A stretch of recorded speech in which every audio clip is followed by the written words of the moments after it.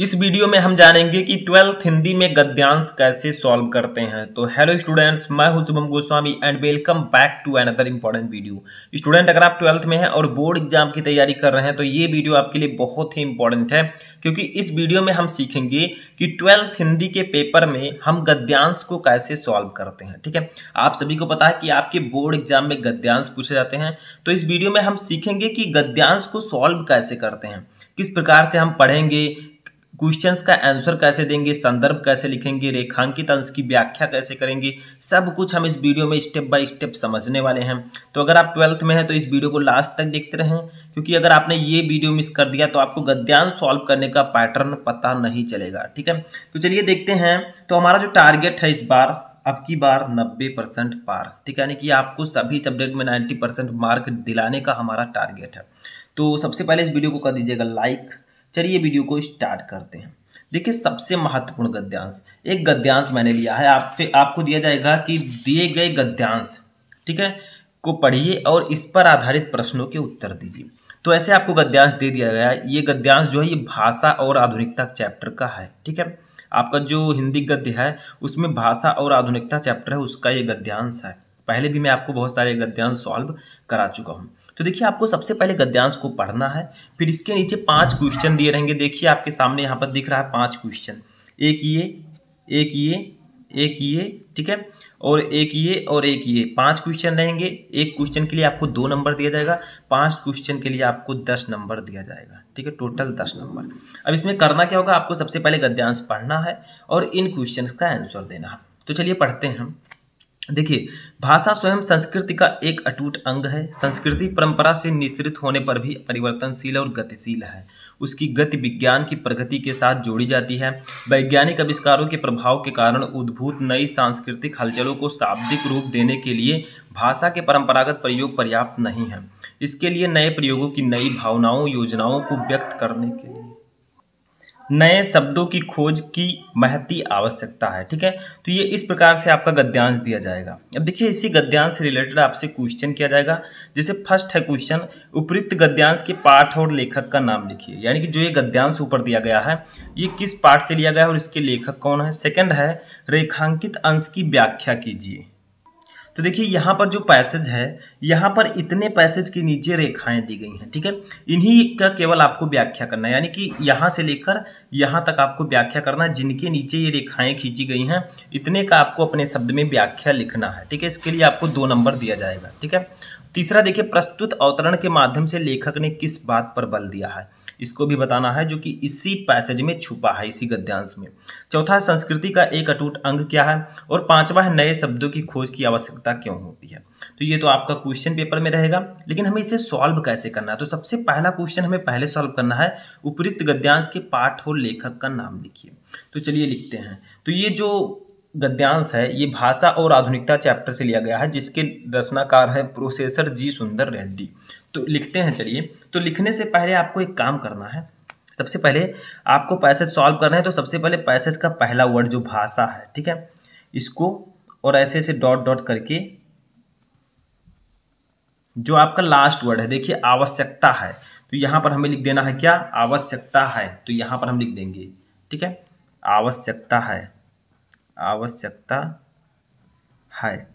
अब इससे होगा क्या, इससे ये होगा, क्योंकि आपके एग्जाम में हिंदी के पेपर में 2 गद्यांश दिए रहेंगे, आपको एक ही सॉल्व करना है। ठीक है, तो एग्जामिनर कैसे समझेगा कि आपने किसको सॉल्व किया। तो ये अगर हम लिख देंगे तो उसे पता चल जाएगा कि मैंने इस गद्यांश को सॉल्व किया है, क्योंकि इसका पहला वर्ड और लास्ट वर्ड हमने यहाँ पर लिख रखा है। ठीक है, अब सबसे पहले क्वेश्चन का हम आंसर देते हैं। पहला क्वेश्चन हमारा है, उपयुक्त गद्यांश के पाठ और लेखक का नाम लिखिए। तो देखिए, यहाँ पर पाठ और लेखक के नाम को लिखने के लिए हम एक वर्ड यूज करते हैं, संदर्भ। ठीक है, संदर्भ में हम क्या लिखते हैं, पाठ और लेखक का नाम, तो वही हम यहाँ पर लिखेंगे। ठीक है, तो देखिए यहाँ पर हमने लिख दिया है संदर्भ हेडिंग।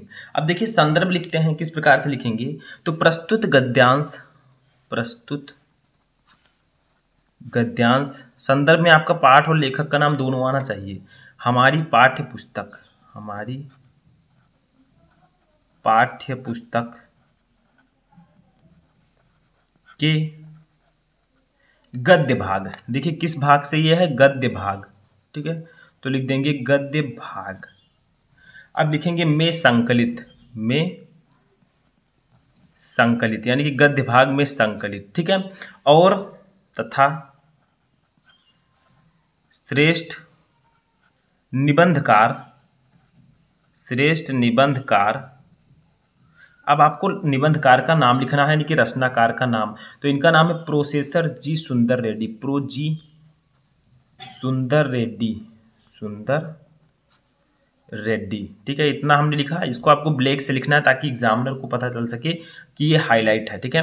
द्वारा लिखित, द्वारा लिखित। अब आपको चैप्टर का नाम लिखना है इन्वर्टेड कामा में, भाषा और आधुनिकता, भाषा और आधुनिकता, ठीक है, भाषा और आधुनिकता। शीर्षक, शीर्षक निबंध से अवतरित है, निबंध से अवतरित है, ठीक है, अवतरित है। तो इस प्रकार से आपको संदर्भ लिखना होगा। संदर्भ में आपका पाठ का नाम और लेखक का नाम आना चाहिए। तो देखिए यहाँ पर दोनों आ गया। प्रस्तुत गद्यांश हमारी पाठ्यपुस्तक के गद्य भाग में संकलित तथा श्रेष्ठ निबंधकार प्रोफेसर जी सुंदर रेड्डी द्वारा रचित लिखित भाषा और आधुनिकता शीर्षक से अवतरित है। तो देखिए यहाँ पर प्रोफेसर जी सुंदर रेड्डी लेखक का नाम आ गया और भाषा और आधुनिकता जो है ये रचना का नाम, ठीक है, यानी कि पाठ का नाम, ठीक है। तो आपसे लेखक और पाठ का नाम ही पूछा गया था। देखिए यहाँ पर क्या था क्वेश्चन, उपयुक्त गद्यांश के पाठ और लेखक का नाम लिखिए। तो हमने इस प्रकार से लिख दिया। आप चाहे तो डायरेक्टली लिख सकते हैं पाठ का नाम, भाषा और आधुनिकता, लेखक का नाम प्रोफेसर जी सुंदर रेड्डी, ठीक है, लेकिन ये आपका सही तरीका होगा। अब सेकंड क्वेश्चन हम देखते हैं। सेकंड क्वेश्चन है कि रेखांकित अंश की व्याख्या कीजिए, यानी कि जिन वर्ड के नीचे रेखाएं हैं इतने का आपको व्याख्या करना है अपनी भाषा में। तो देखिए यहाँ पर इसको मैंने लिख रखा है, आपको सिर्फ समझना है, ठीक है। और हमें कितने का व्याख्या करना है, देखिए, वैज्ञानिक आविष्कारों के प्रभाव के कारण उद्भूत नई सांस्कृतिक हलचलों को शाब्दिक रूप देने के लिए भाषा के परंपरागत प्रयोग पर्याप्त नहीं है। इसके लिए नए प्रयोगों की नई भावनाओं को व्यक्त करने के लिए नए शब्दों की खोज की महती आवश्यकता है। इतने का आपको व्याख्या करना। तो देखिए यहाँ पर लिखेंगे अपनी भाषा में, भाषा में जो प्रयोग प्राचीन काल से चले आ रहे हैं वे नए सांस्कृतिक परिवर्तनों को व्यक्त करने में समर्थ नहीं है। अपनी भाषा में थोड़ा चेंज करके लिख दीजिए, ठीक है। नित्य प्रति संस्कृति में हुए परिवर्तनों को भाषा द्वारा व्यक्त करने के लिए भाषा में नए नए प्रयोगों, नए नए शब्दों की खोज का कार्य होना बहुत आवश्यक है, जिससे बदलते हुए नए भावों को उचित रूप से व्यक्त किया जा सके, ठीक है। तो इस प्रकार से मैंने रेखांकित अंश की व्याख्या लिखी है। आप चाहे तो थोड़ा चेंज करके भी लिख सकते हैं, कोई जरूरी नहीं है सेम टू सेम ऐसा ही लिखें, ठीक है। आप अपनी भाषा में लिखिए, उससे कोई दिक्कत नहीं, आपको 2 नंबर दे दिया जाएगा। देखिए 2 नंबर हमने इसके और 2 नंबर हमने इसके तो कंप्लीट कर ली। अभी भी 6 नंबर हमें कंप्लीट करना है, यानी कि 3 क्वेश्चन का आंसर भी देना है। अब देखिए हमारा तीसरा क्वेश्चन क्या है कि प्रस्तुत अवतरण के माध्यम से लेखक ने किस बात पर बल दिया है, ठीक है, यानी कि जो ये आपका गद्यांश है इसमें लेखक ने किस बात पर बल दिया है। तो इसका आंसर हम लिखेंगे, आप लोग ध्यान से समझिएगा। देखिए हम लिखेंगे प्रस्तुत गद्यावतरण में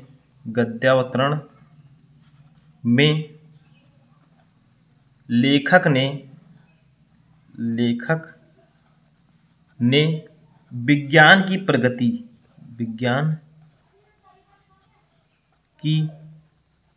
प्रगति, ठीक है, विज्ञान की प्रगति के कारण जो सांस्कृतिक परिवर्तन होता है, जो सांस्कृतिक परिवर्तन होता है, ठीक है, उसे शब्दों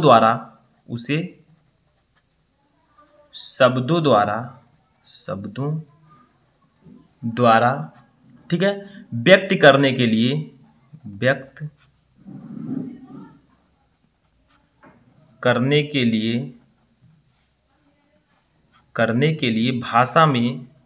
भाषा में नए प्रयोगों की आवश्यकता, ठीक है, की आवश्यकता पर बल दिया है,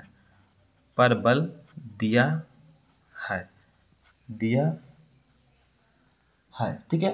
तो लेखक ने इस गद्यांश में किस पर बल दिया है? तो प्रस्तुत गद्यावतरण में लेखक ने विज्ञान की प्रगति के कारण जो सांस्कृतिक परिवर्तन होता है उसे शब्दों द्वारा व्यक्त करने के लिए भाषा में नए प्रयोगों की आवश्यकता पर बल दिया है। यानी कि जो विज्ञान की प्रगति के कारण हमारे अंदर सांस्कृतिक परिवर्तन हुए हैं, ठीक है, उसे शब्दों में व्यक्त करने के लिए भाषा में जो प्रयोग होने चाहिए उस पर बल दिया है। ठीक है, अब इसके बाद में फोर्थ क्वेश्चन हम देखते हैं। यहाँ पर भी आपका 2 नंबर क्लियर हो गया। ठीक है, अब देखिए हमारा फोर्थ क्वेश्चन क्या है। फोर्थ क्वेश्चन है संस्कृति का एक अटूट अंग क्या है। ठीक है, इसी पैसेज में आपको दिया है संस्कृति में एक अटूट अंग क्या है। तो देखिए भाषा स्वयं संस्कृत का एक अटूट अंग है। तो बताइए अटूट अंग क्या है? तो जो भाषा है यही संस्कृत का एक अटूट अंग है। आपके पैसेज में आपको क्वेश्चन का आंसर मिल जाएगा। तो यहाँ पर हम लिखेंगे संस्कृति का एक अटूट अंग, एक अटूट अंग भाषा है। ठीक है, भाषा है। बस इतने का आपको आंसर ऐसे दे देना है, इतना ही आंसर, बस आपको 2 नंबर क्लियर। लास्ट क्वेश्चन हमारा 5वां है जो इससे रिलेटेड है, वो क्या है? तो ये क्वेश्चन है नए शब्दों की खोज की आवश्यकता क्यों होती है। ठीक है, यानी कि जो नए शब्द होते हैं उनकी खोज की आवश्यकता क्यों होती है, तो इसको लिखते हैं। ठीक है, तो देखिए आपको यहाँ पर लिखना है युगान रूप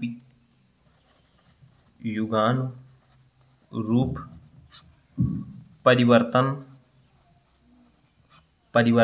नवीन भावों को उचित रूप में व्यक्त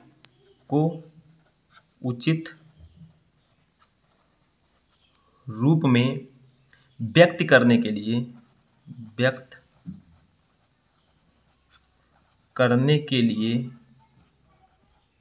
के लिए नए शब्दों की